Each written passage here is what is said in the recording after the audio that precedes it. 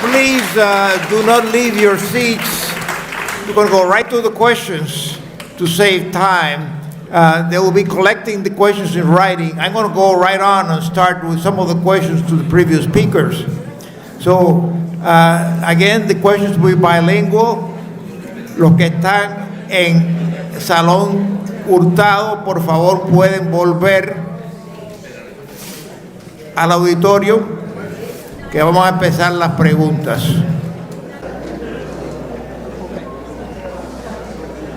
Una pregunta. Sí, bueno, cuando vuelva seguimos, pero la pregunta suya. Mientras me caen a mí. Sí. ¿Se puede sentarse? Aquí tiene el micrófono. Puede usar. Primera pregunta está en inglés, la voy a traducir. Can you suggest practical methods for consensus building that we can be training?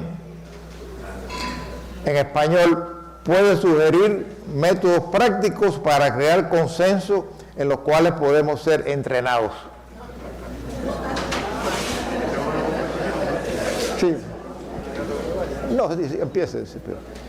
Bueno, yo creo que hay una crisis de comunidad que no es actual, ya viene desde hace algún tiempo, ¿no? A nivel cultural, ¿qué significa el sentido de una comunidad? Y en América Latina, una frase que ayer se mencionaba en uno de los documentos que mostró Ana María Villegaín es esa frase de pastoral de conjunto y todo lo que eso implica de trabajo en conjunto, de visión en conjunto, de estar en conjunto como una manera de ser y de vivir y de proceder y de trabajar. Y yo creo que hoy en día eso pues está en crisis. Entonces, hablar de discernimiento, hablar de escucha, hablar de reciprocidad, hablar de simplemente dejarme cambiar por el otro, es difícil. Entonces, por eso yo hablaba de ese estilo sinodal que hay que formar, porque es muy bonito hablar de la escucha, del discernimiento, del diálogo, pero no estamos culturalmente muchas veces acostumbrados a eso, ¿no? Y eso representa una gran crisis que impide el hacer consensos, una cultura que trabaje en consensos, una iglesia que busque consensos. Es muy difícil, si yo lo veo, si no se forma, ¿no? Y para mí, por eso, si no se cambia el modelo, dos elementos, ¿no? La parroquia, el modelo parroquial, y los seminarios, el modelo de formación en los seminarios. Sin esas dos instancias no habrá reforma de las mentalidades, ¿no? Entonces, la parroquia decía Medellín y luego recogía Aparecida, hace un cambio de modelo de una simple sacramentalización o de una especie de distribución como en un menú de un restaurante de lo que hay a tal hora, un movimiento, una celebración litúrgica, y ahí se acabó la comunidad, la parroquia, ¿no? Y el seminario, esa burbuja, ¿no?, en la que se forma y se estudia, que no penetra y que no interactúa. Entonces de lunes a viernes vive la burbuja, el sábado es la pastoral, o sea, no en el día a día, no en la vida de la comunidad que se inserta, y el domingo descansamos, ¿no? Entonces todo ese esquema como tal está en crisis, y eso representa, bueno, esa carencia de entender consenso, diálogo, discernimiento. Entonces por eso, para culminar, y esa es una diferencia de Estados Unidos con América Latina en lo que se viene diciendo, la lógica del conjunto, la pastoral del conjunto, el trabajar en conjunto. El modo de hacer teología en Estados Unidos es absolutamente individualista. En América Latina estamos acostumbrados a trabajar en conjunto, a pesar de que nos caigamos a golpe y nos critiquemos, pero trabajamos en conjunto. Aquí eso ni siquiera se da. Entonces, esas son cosas que yo digo, hay que formar un estilo sinodal para que acontezca la sinodalidad. Y termino diciendo que hay un artículo que publiqué hace un tiempo sobre Medellín, cómo se da antes la sinodalidad en América Latina a nivel ambiental, sociocultural, traducida en la eclesialidad, y después es que lo conceptualizamos, tanto que el documento de laicos, el primero, fue escrito por no laicos, y cuando llegó a la asamblea lo devolvieron los obispos diciendo, bueno, pero si esto es un documento de laicos, que lo escriban los laicos. sinodalidad, había conciencia ambiental. Y yo creo que esa es la gran riqueza de América Latina en la estructura que fue creando a través del CELAN de identidad, estilo de trabajo común, pastoral de conjunto. To translate the answer, we're concerned about how to put into practice some of the things we talked about. And Professor Luciani is saying that it's primarily a lack of community, that in Latin America we're more used to working in groups. Even though we fight, we at least attempt to start things on a group basis. Where here in this country, we're mostly individualistic. And he says that the two areas that we need to concentrate on are first the parishes. So we build communities within the parishes, and second, the seminaries. Unless the pastors are trained to seek and build community, we won't make any progress. And he also gave the example that there was a document on the laity, that was in Medellin, I mean, that was written not by clerics. And the bishops rejected it and said, well, if this is a document about the laity, let it be written by the laity. So, It's in the new. let me continue a question for you. Primero en español.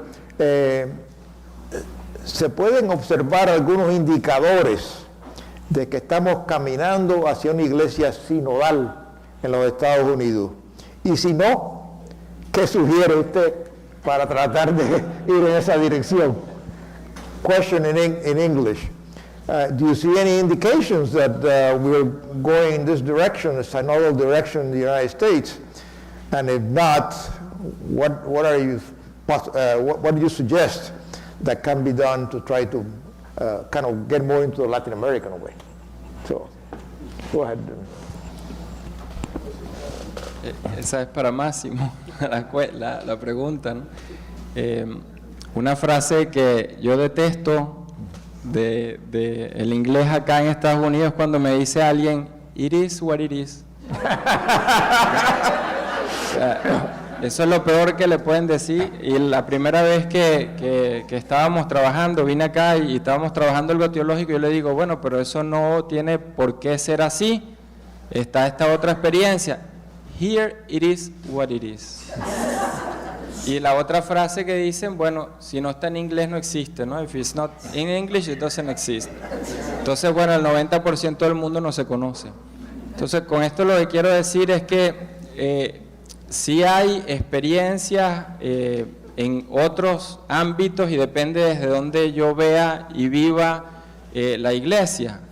Si yo vivo en una comunidad de inmigrantes y desde ahí construyo iglesias, es muy distinto a ir a una parroquia donde nada más me dan la misa como una máquina pepsi-cola y después me regreso, ¿no?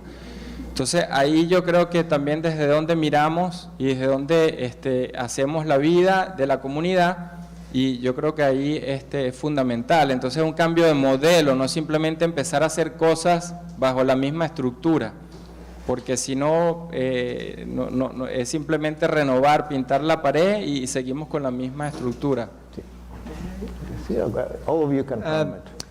On Wednesday evening, the Bishop of San Diego, Robert McElroy, he delivered a lecture at the University of St. Mary in Texas, which was his call for a national synod for the church in the United States. It's an incredibly powerful lecture. He says this church is adrift.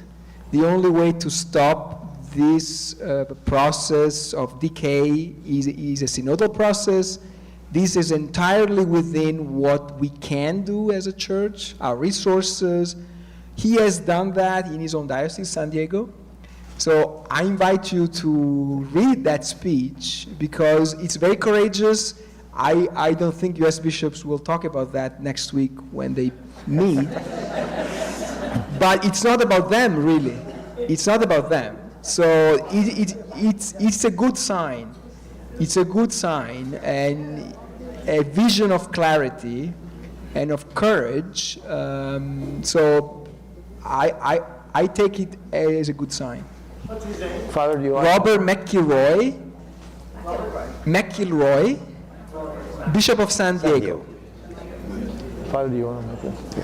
Actually, I'll address the next question to you, and it's more of a concern than a question. Basically saying that the inductive method, of course, comes mostly from the scientific world. Is there a danger here of becoming sort of, in Spanish the term is cientificismo? So again, trying to translate the whole thing, that el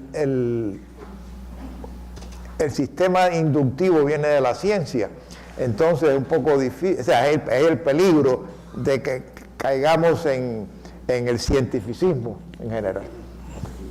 Mejor que hablar de método es hablar de momento inductivo, y con eso solo se quiere decir que se presta atención a la experiencia, al contexto, y de allí se construye, por supuesto, mucho más, ¿no? Pero eso no tiene origen en el método científico. Jesús observaba, miren las parábolas, Jesús observaba cómo se trabajaba, cómo se sembraba, qué hacían los pájaros, cómo comían los pájaros, y de allí hacía una reflexión espiritual, teológica, que quería otorgar una visión a la vida. Así que eso es mucho más que un método científico, es una forma de posesionarse frente a la realidad, ¿no? Y de hacer una lectura teológica y espiritual. Pero entiendo la preocupación, lo que pasa que esa misma actitud experiencial podría caer en un cientificismo o una mirada exclusivamente sociológica y postergar la lectura teológica. En fin, son siempre peligros, pero no. Son niveles distintos, ¿no? Muy bien. No traduje lo que dijo el profesor Fayoli sobre, dando un ejemplo bueno, que el obispo de San Diego dio una charla muy interesante de que está diciendo él que la Iglesia Católica en los Estados Unidos está como quien dice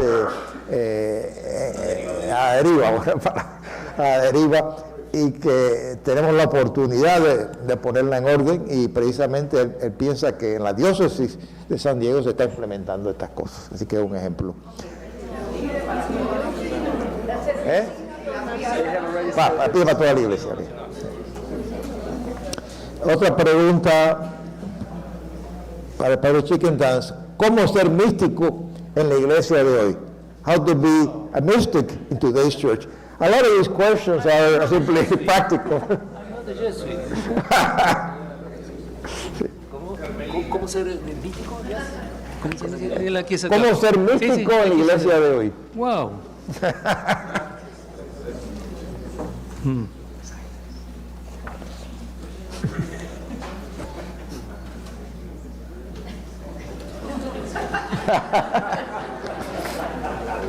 Ya respondió.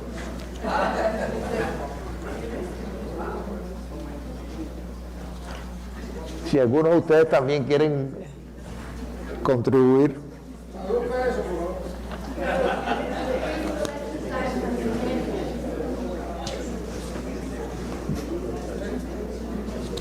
Wow.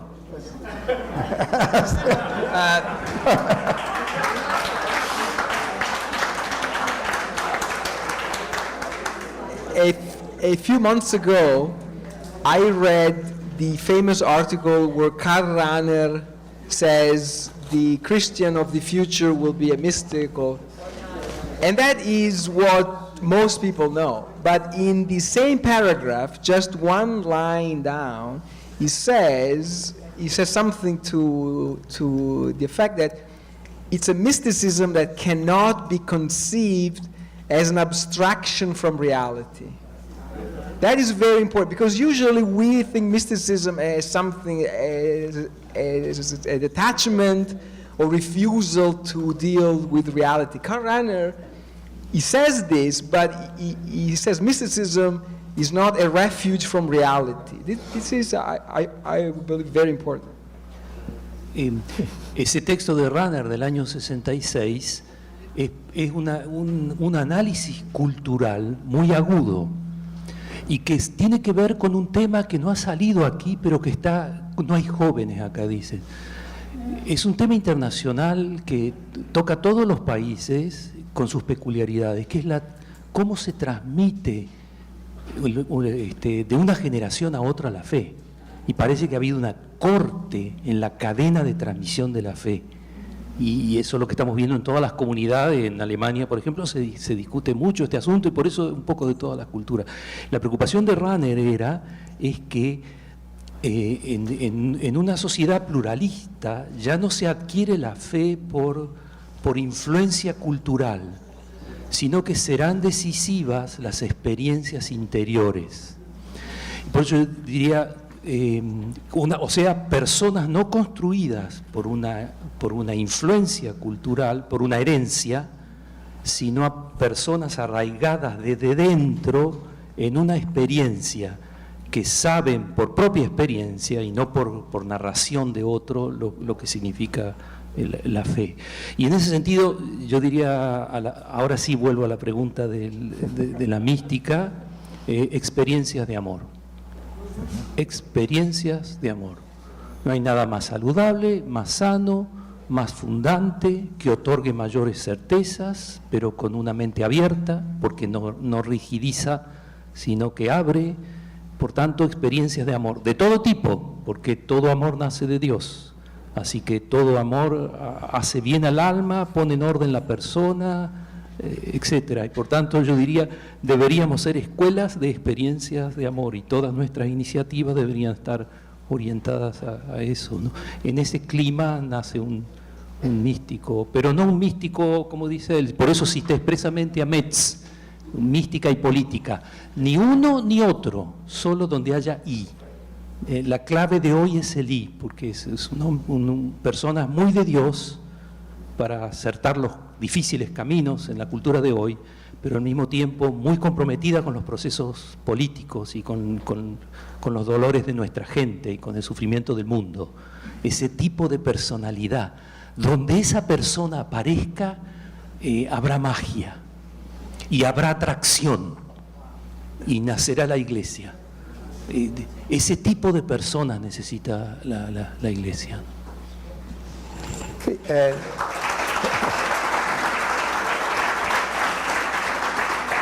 let me translate briefly that last section. First, he says that it's not a question of being a mystic or being political, but both. The and is the important question. But he also gave what we're looking for, and we'll go that into next. He's saying that the best way to become a mystic is through the experiences of love. So anything we can do to foster that in our families everywhere is going to be the most helpful. Most of the questions, we're running out of time, but most of the questions here for all of you are simply asking for advice. In other words, we liked everything you said. What can we do to try to, so all of you, any practical advice you can give us in any of the things that you talked about, feel free. So, pass the buck. A mí me gusta mucho la frase de Francisco donde recuerda eso que leía, la pérdida del contacto con el pueblo de Dios.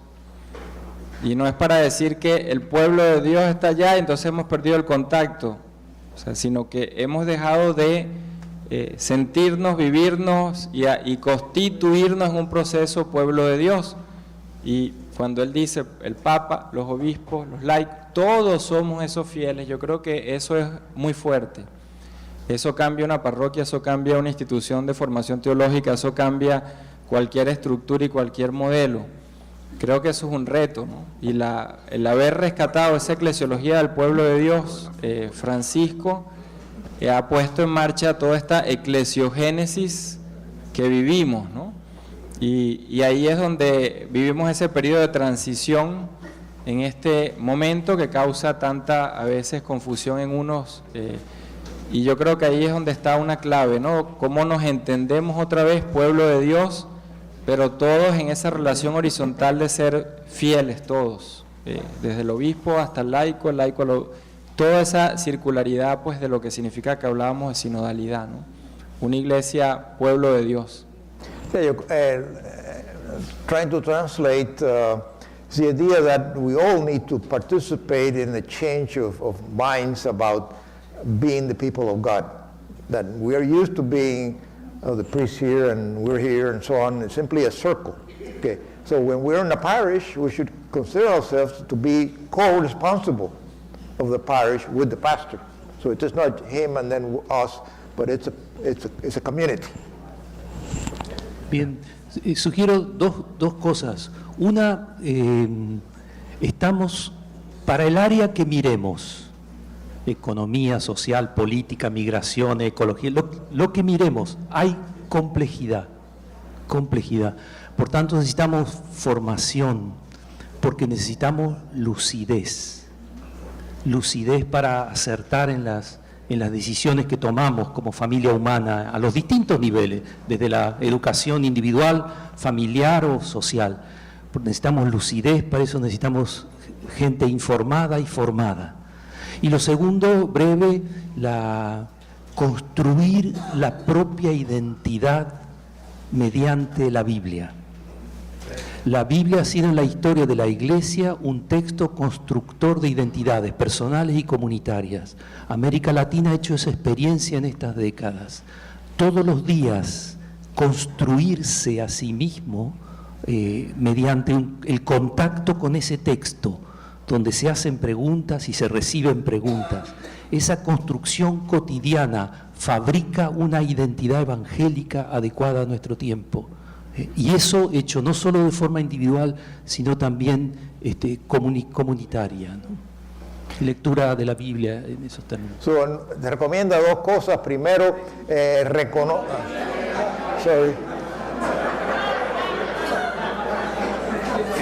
First recommendation is to understand that we're dealing with very complex issues, so it's our role, all of us are getting trained here to be able to pass this on, to try to simplify things, to kind of chew them so that people can understand them better.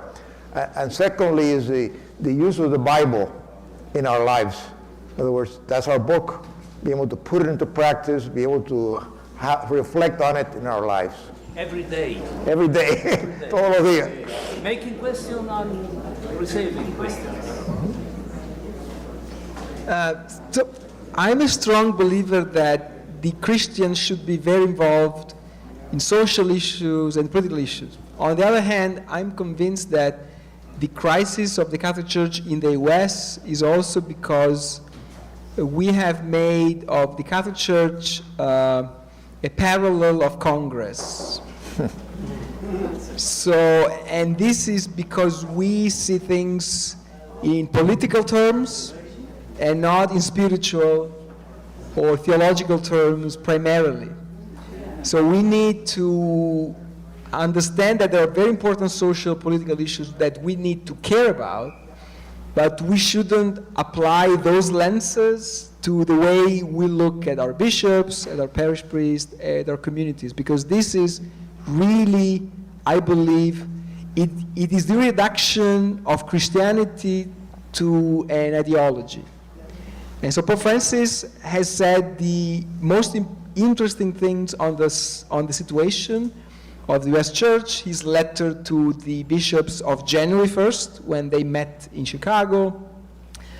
He has a very deep understanding of what's happening because it is spiritual. It's not political, it's not social or sociological only. So be informed, read the news, but don't buy necessarily into the spin that media, included Catholic media, want us to become part of. Okay. Last translation. La última traducción. Vamos a tener que tener dos aquí. La última traducción es él dice que tenemos tendencia muchas veces a tratar de aplicar metodología política a los problemas de la iglesia, que tenemos, y también que no nos dejemos llevar por la distracción o la distorsión que nos da la prensa, no solamente la prensa general, sino una prensa católica también contribuye a esta confusión.